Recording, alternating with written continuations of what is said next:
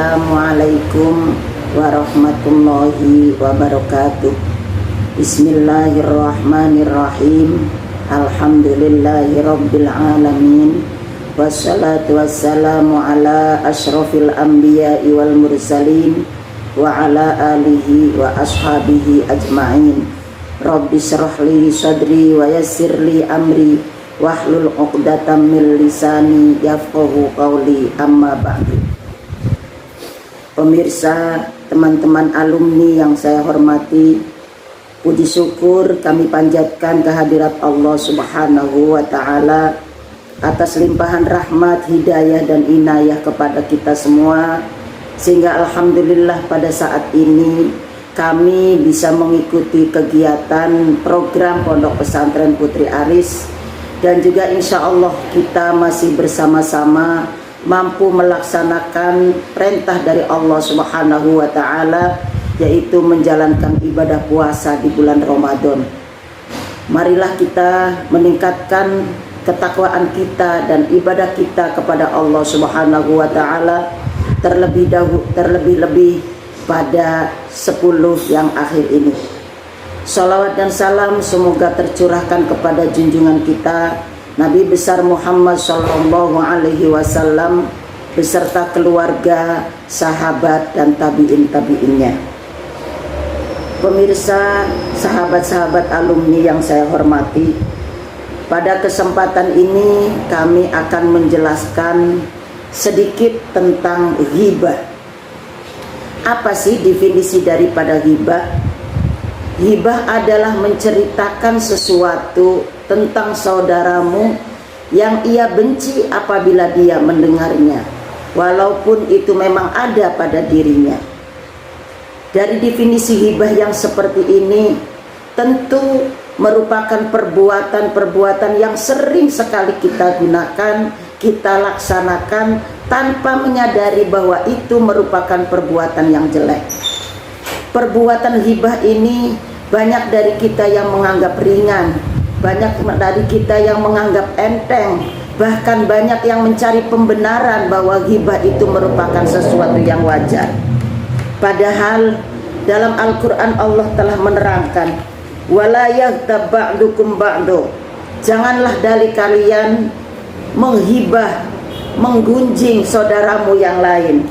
Ayuhibbu ahadukum ayyakula lahma akhihi maitan fakarihtumuhu, apakah dari kalian suka memakan daging saudaranya yang sudah dalam keadaan sudah menjadi bangkai?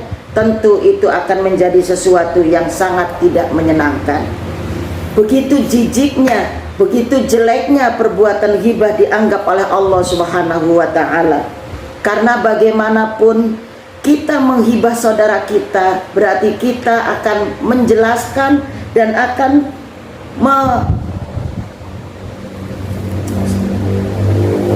kita akan membeberkan tentang kekurangan-kekurangan saudara-saudara kita yang lain.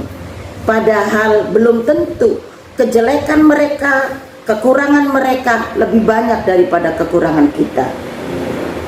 Rasulullah Shallallahu Alaihi Wasallam bersabda, la tahasadu, wala tabaghadu, wala tanajasu, wala tadabaru, wala yaghtab ba'dukum ba'du, wa kunu ibadallahi ikhwana. Rasulullah mengajarkan kepada kita untuk proses dan sebagai pedoman hidup kita agar kita menjadi orang yang bahagia dunia dan akhirat. La tahasadu, janganlah dari kalian saling menghasud.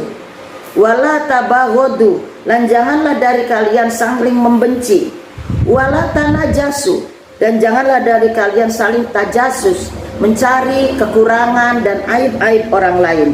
Wala tadabaru, dan janganlah dari kalian saling tadabur. Wala yaghtab ba'dukum ba'du, dan janganlah dari kalian menghibahkan sebagian yang lain. Wa kunu ibadallahi ikhwana, jadilah kalian semua sebagai hamba Allah yang bersaudara. Dari penjelasan yang seperti ini, kita sebagai hamba Allah yang baik tentu harus berusaha semaksimal mungkin untuk menjauhi perbuatan ghibah ini Jangan sampai menjadi kebiasaan buruk dan menjadi sesuatu yang dianggap ringan oleh kita. Karena apa? Karena perbuatan hibah ini merupakan perbuatan yang sudah sangat dianggap layak dan sangat sebagai sesuatu yang wajar bagi kita semua. Karena apa? Karena banyak sesuatu yang mendorong kita untuk berbuat ghibah, dan itu sudah menjadi kebiasaan kita manusia. Dalam kitab Ihya Ulumuddin, Imam Al-Ghazali bersabda, qala musannifu rahimahullah wa nafa'ana bihi wa bi'ulumihi fid dharaini amin. Bismillahirrahmanirrahim. Bayanul asbabil ba'ithati 'alal ghibati. Bab menerangkan tentang sebab-sebab yang mendorong kita untuk berbuat ghibah. I'lam annal bawa'itha 'alal ghibati katsiratun. Ketahuilah bahwa sesuatu yang mendorong kita untuk berbuat ghibah itu banyak sekali. Walakin yajma'uha ahada asyara sababan. Tapi Imam Al-Ghazali mengumpulkan tentang sesuatu yang mendorong kita untuk berbuat ghibah ini menjadi 11 macam. Samaniyatun minha tutradu fi haqqil amati. Yang 8 itu berlaku dan biasanya terjadi untuk seluruh orang-orang umum pada umumnya. Wa salasatun tukhtasu bi ahli din wal khosoh. Yang 3 itu ditentukan untuk ahli agama dan orang-orang yang khos. Dari 8 ini kami akan menjelaskan satu persatu. Fal awwalu ayyasfiya al ghaidhu.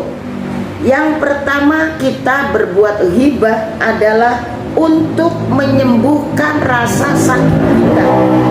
Ketika kita benci, ketika kita marah sama seseorang dan kita tidak mampu untuk membalasnya, atau kita tidak bisa untuk membalasnya, mungkin karena ewoh atau mungkin karena dia atasan kita, maka pasti kita akan menjalankan perbuatan ghibah ini dengan cara menjelek-jelekan mereka hanya untuk memuaskan hati kita.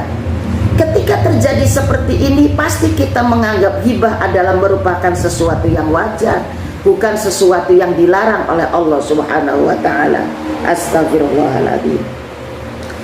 Wasani, penyebab yang kedua, muwafaqatul aqran wa mujamalatur rufaqa wa musa'adatuhum alal kalam.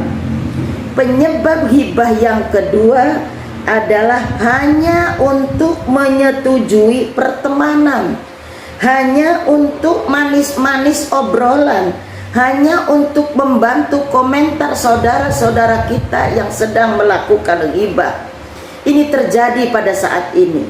Ketika kita lagi ngerumpi, ketika kita lagi berkumpul, sesuatu yang paling manis kita laksanakan adalah berbuat ghibah. Itu akan menjadi pembicaraan yang sangat manis dan akan menjadi pembicaraan yang sangat disukai oleh kita semua. Padahal saat itu mungkin kita sadar berbuat ghibah hanya untuk menyenangkan ini bukan sesuatu yang baik. Tapi karena kita takut dianggap sebagai teman yang tidak happy, sebagai teman yang tidak asik untuk berteman, sehingga kita tidak berani untuk menghindar, bahkan tidak berani untuk mengingatkan bahwa perbuatan ghibah yang mereka lakukan itu merupakan sesuatu yang jelek. Untuk itu pada saat ini mungkin kita tidak sadar, kita yang mengikuti banyak-banyak media sosial, dari mulai Facebook, grup-grup WA dan lain sebagainya, kita sering melakukan komentar-komentar yang menggunjing dan menjelek-jelekan saudara-saudara kita, padahal kita tidak tahu permasalahan mereka. Bahkan dari komentar itu banyak dari kita yang menghakimi saudara kita yang tidak bersalah hanya karena untuk rame-rame komentar kepada teman-teman. Itulah penyebab ghibah yang kedua. Penyebab ghibah yang ketiga, asalitsu ayyastas'iru min insanin annahu sayuksiduhu. Penyebab ghibah yang ketiga adalah menargetkan seseorang yang mungkin dianggap akan menjelek-menjelekkan kita. Ketika kita berprasangka buruk kepada orang lain, bahwa ada saudara kita yang akan menjelek-jelekan kita kepada atasan kita, kepada guru kita, kita buru-buru terlebih dahulu kita akan menjelek-jelekan mereka. Yang keempat, ar-rabi'u ayung sabah ila syai'in. Yang keempat, penyebab ghibah adalah menisbatkan sesuatu kepada orang lain. Ketika kita berbuat jelek atau ketika kita berbuat kesalahan, kita akan cuci tangan dengan cara melibatkan orang lain untuk menunjuk bahwa dia yang berbuat salah. Kita merasa bersih, kita merasa tidak berbuat salah. Apa-apa yang terjadi itu merupakan kesalahan saudara kita. Itu merupakan sesuatu pikiran yang sangat bijak sekali. Al-khamisu iradatut tasannu wal muhbaha. Penyebab ghibah yang kelima adalah hanya untuk membanggakan diri.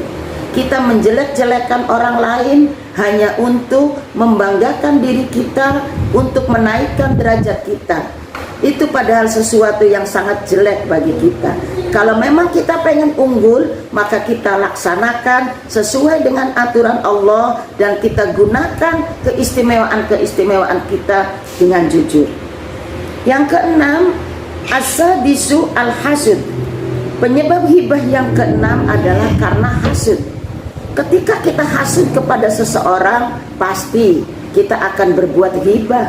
Kita akan menjelek-jelekan mereka, kita akan menceritakan tentang kekurangan-kekurangan mereka hanya karena kita tidak mampu menyaingi mereka. As-sabi'u al-la'bu wal hazlu wal mutoyabah. Yang keenam itu hanya sekedar senda gurau.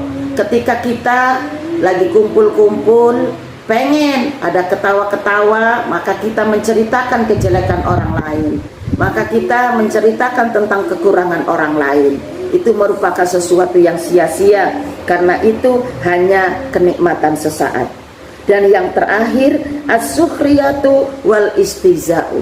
Kita berbuat ghibah itu biasanya karena kita ingin merendahkan derajat orang lain, hanya untuk menertawakan derajat saudara-saudara kita. Kita tidak sadar bahwa kita sama-sama manusia, mempunyai kekurangan dan kelebihan masing-masing.